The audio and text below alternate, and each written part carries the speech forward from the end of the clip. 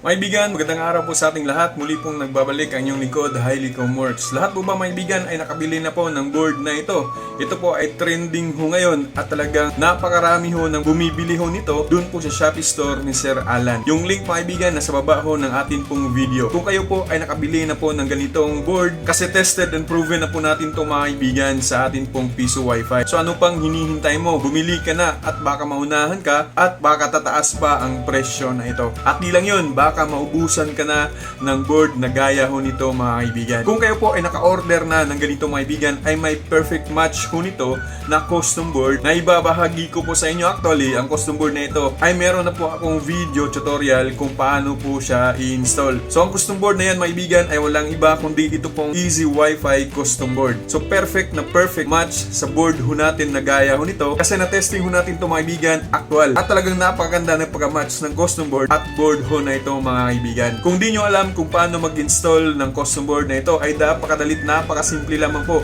Meron ho tayong link sa baba na kaya nyo pong sundan mga kaibigan at natitiyak ko na wala pang 2 minuto ay matatapos ka na sa pag-build ng iyong Piso Wi-Fi gamit ang custom board na ito mga kaibigan. Alam nyo ba mga kaibigan na ang custom board na ito, kung ang vendo mo ay nag-auto credit, kung ang vendo mo ay kulang ng credit, kung ang vendo mo ay sobra ng credit mga kaibigan, ito ang tamang solusyon sa problema mo. Itong custom board na ito at mabibili din natin to sa Shopee maibigan. Nasa baba ho ng atin pong video ang link maibigan. Ayaw nga pala maibigan, sorry nga pala dahil sa araw na ito na sold out ho ang custom board na ito maibigan. Kaysa hindi lang po sa Shopee ito nabibili kundi doon din sa Facebook store ni Sir Easy Wi-Fi sa page niya po maibigan. Pero wag ho kayong mag-alala, baka this week or next week ay magkakaroon uli ng custom board na gaya ho nito. Again maibigan, ang custom board na ito ay hindi lamang po para sa Easy Wi-Fi. Pwede po siyang magamit sa LPB at iba pong system. Pero special po siya sa Easy Wi-Fi. Sa diretso na po kasi maibigan na ipipindot yung push button sa OP1 pag gagamit ho tayo nito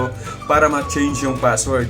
Pero sa ibang software ay hindi po yun gagana. Sa push button lamang po maibigan nasa reset. Pero again, magagamit ho natin to sa ibang software gaya ho ng LPB at iba pang software na atin pong ginagamit. Bakit magandang gamitin ito para sa mga newbie o mga baguhan?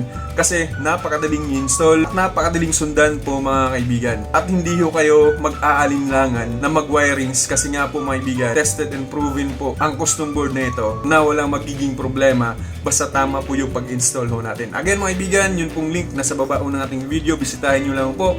At syempre, huwag po ninyong kaligtaan na mag-subscribe, mag-like, mag-share ng ating videos at pinaka-importante sa lahat, ang mag-hit po ng ating notification bell para kayo po ay ma-notify sa lahat po ng ating po mga bagong video tutorial. Again and again, magandang araw po sa ating lahat and God bless us all.